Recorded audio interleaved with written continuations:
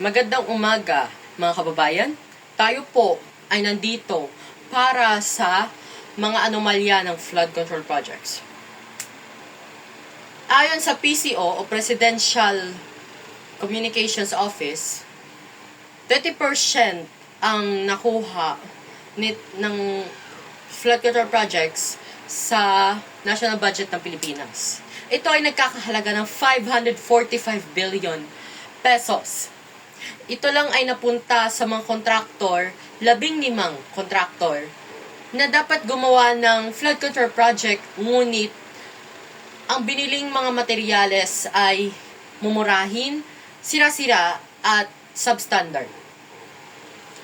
Ito ang nagiging sanhi kung bakit nasisira ang mga dike sa mga madaming lugar katulad ng Lucena, ng Quezon, Bulacan at madami pa.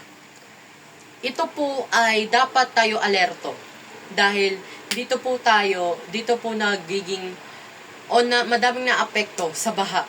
Ang masasolusyonan dito ay unang-una, mag-imbestiga ng mga kontraktor o senador para makita natin ang tunay na kulay ng isang senador. Pangalawa, tayo po ay bumoto ng tama na senador na talagang gumagawa ng kanilang trabaho para sa bayan o para sa bansa nating Pilipinas.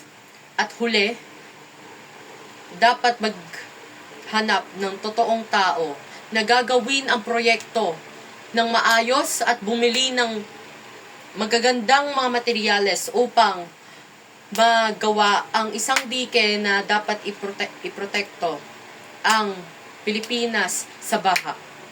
At dito na magtatapos ang aking talumpati.